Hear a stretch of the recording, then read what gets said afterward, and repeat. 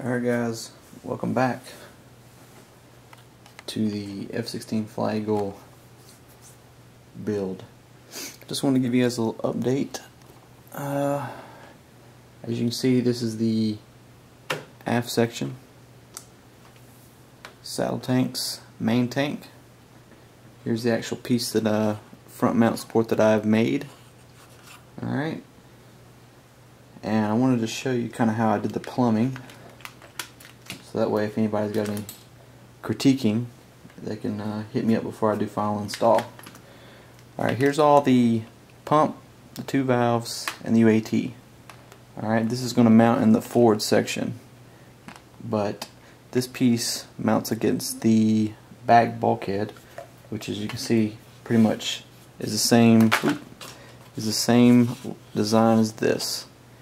So it actually sits just like this. Alright, nice and close. Alright, UAT is in the basically the fuel section. Sits just like this. So pretty short lead. Alright, I kept everything short. The longest lines probably from the valves to the actual turbine itself. As you can see here, you got the starter valve and of course the main valve, and these run up and attach to the turbine, but they're just going to be sitting just like this in the forward section. So it'll all be nice and neat. Kind of looks cluttered right now, but that's what I did. And then of course I got the filler line that I'm going to run back up in to the back turbine section so I can fill and everything. I don't want to have to do anything with the forward section unless I really need to, so I won't have to take the cockpit out or any of that stuff to do anything. Everything will be done from the aft section where the turbine is. But let's see here. Take you over and show you what I've done here.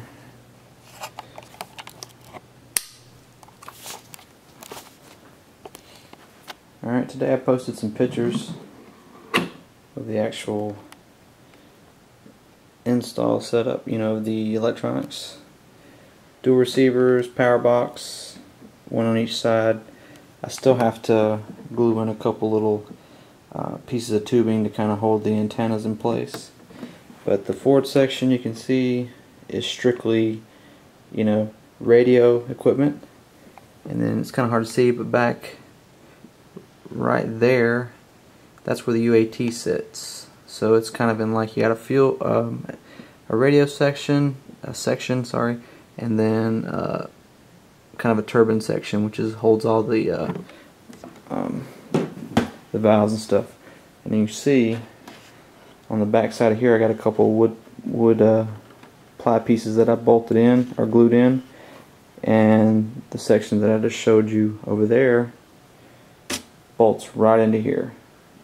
UAT, it's kind of hard to see, but the UAT sits right there. Alright, I'll also have the ECU there, ECU battery, and then of course when I actually install them, the electronic control units for the afterburner ring and the scale light kit. And like I said, bolts right here. The main fuel tank sits right here. Saddles are right here. So everything's nice and close. Minimum fuel lines that'll help reduce the pressure on the UAT. And that's about it. I did go ahead and cut out this is all I had to cut. Just a little slit here, just enough for the shaft of the air cylinder to come up and down. Had to do a little trimming along the edge to make it fit in the groove. Other than that, it's done. And you can kind of see, it's kind of hard to see, but the aft section, which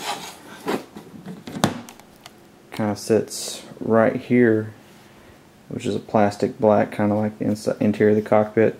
It just slides in, and I'll leave that in place. But other than that, that's about it. Once I bolt this section in here and get all the tubing attached to the main, that'll be it. The only thing I'll have to do at that point is just install my air valve, which I'm thinking I may move the batteries over and put the air valve right between the two, or just mount it horizontally right here, or actually not horizontal but vertical, right above the batteries, and that'll be it.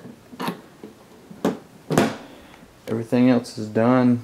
Just got to put the turbine in, put the bolts in, bolt everything back in, but everything's already been drilled and hard mounted once, and that'll be it. So you guys have a good evening. Just wanted to update you.